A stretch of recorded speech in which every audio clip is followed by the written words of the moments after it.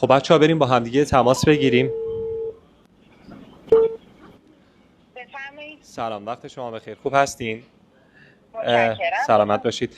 ببخشید من یه ویدیو تبلیغاتی میخوام بسازم که داخلش یک پرتقال تبدیل به سیب بشه. ممکنه هزینه‌شو بفرمایید؟ ببینید بعد با جلوه های ویژه براتون بسازیم. چند ثانیه است؟ 5 ثانیه. خب قیمت هر ثانیه از 1 تومن شروع میشه براتون. 1,000,000 تومان؟ بله هر ثانیه از 1,000,000 تومن شروع میشه. ممنونم، بهتون خبر میدم.